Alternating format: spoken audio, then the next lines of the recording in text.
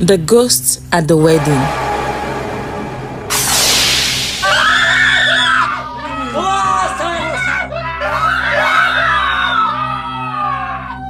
Hi story lovers, welcome to my story channel. Please hit on the subscribe button as we proceed. The hall was packed, music blasted, guests laughed, and cameras flashed. It was a grand wedding in Abuja. The groom Emeka stood tall in his white suit, beaming. The bride Amara looked stunning in her white wedding gown. Everything was perfect until she arrived, a woman in a red dress. No one had invited her, no one saw her enter. But by the time they noticed her, it was too late. Amara's maid of honor, Choma, was the first to see her. She nudged Amara. "Who's that?" Amara turned, her breath caught. The woman in red sat alone at the back. Her face was pale, her hair wet. She wasn't blinking. She wasn't smiling. She was just staring at Emeka. Amara whispered, "Who is she?" Emeka's face drained of color. His hands began to shake. "No, it's not possible," he muttered. Amara's stomach twisted. "Who is she, Emeka?" His voice broke. "Adanwa." A cold wind swept through the hall. Guests shivered, candles flickered. The woman in red tilted her head and whispered, "You forgot me." Amara grabbed Emeka's arm. "Who is she?" Tears filled his eyes. "She was my fiancée." Amara's breath caught. "Was?" Emeka's voice shook. She died 2 years ago." Amara felt ice in her veins. She drowned," Emeka whispered. "I loved her. She was with me for almost 1 year. My family did not want me to marry her. They wanted me to marry someone else." He swallowed. The light flickered again. Then Adanwa stood up. A loud boom echoed through the hall. The air turned thick. The music stopped. Adanwa walked forward, her dress dripping water onto the floor. Each step echoed. "Emeka," she whispered, "did you think you could just move on?" Amara clutched her chest. She couldn't breathe. Guests tried to run. The doors wouldn't open. Adanwa lifted her hand. "Since you didn't bury me properly, let me give you a gift." Her fingers turned black, her eyes empty. A cold wind rushed through the hall. Emeka screamed. The lights went out. When they came back on, Emeka was gone. Only his suit remained. The woman in red stood there, smiling. Then, in the blink of an eye, she vanished. The doors burst open.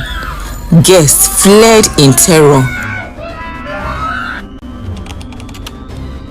Emeka had always been a stubborn man, but when it came to Adanwa, his love for her was unshakable.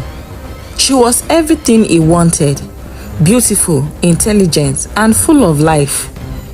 But his family did not approve. They whispered about her lineage, about things they claimed to have heard. "She is not one of us," they said. But Emeka did not care. He loved Adanwa, and he had planned to make her his wife. Then, tragedy struck. One rainy evening, while Emeka was away at work, Adanna went out for a swim. No one knew exactly what happened, but by the time the neighbors found her lifeless body floated on the water. The news shattered Emeka. The woman he had fought so hard to keep was gone, just like that. According to Igbo tradition, since Adanna had died in his house, it was his responsibility to return her body to her village for a proper burial, lest her spirit linger in unrest. But grief and convenience drove Emeka to ignore the custom. Instead, he arranged a quick burial for her in a small cemetery in Abuja. It's just tradition, he reasoned. She will rest anywhere. 2 years passed and life moved on. Emeka found love again in Amara, a woman his family wholeheartedly welcomed. Plans for the wedding were in motion, and for the first time in a long while, Emeka felt a sense of peace. But as the wedding day approached, strange things began to happen.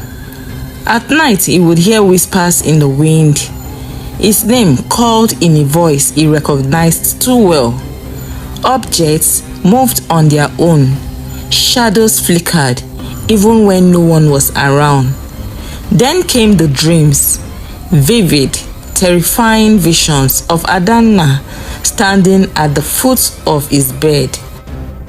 Her eyes hollow, her lips moving but no sound coming out.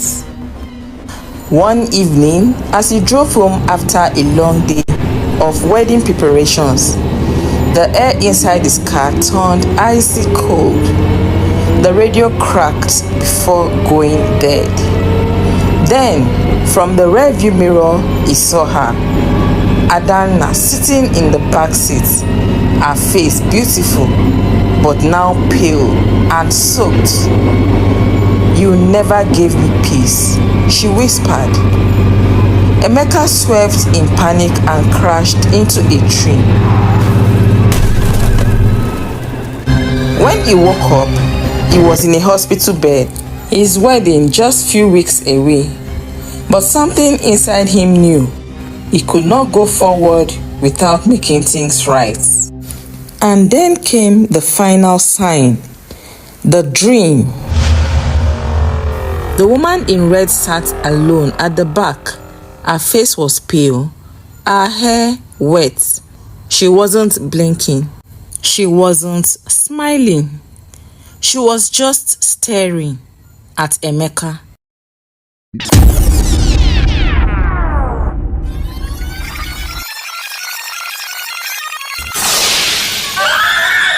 For the first time, he made up his mind. That night, he traveled to Adanna's village, trembling as he confessed to her family what he had done. The elders were silent for a long time before one of them spoke. "She has been calling you," the old man said. "You must answer." A proper ritual was arranged. Adanna's body was exhumed and taken home, where she was buried with full rites. As the final prayers were said, a strong wind blew and Emeka felt something lift up his shoulders. From that night on, the whispers stopped and the dreams ended. And when he finally married Amara, he knew one thing: some traditions were not just stories, some were warnings. Moral of the story: the dead don't forget. When love is promised, it must never be betrayed.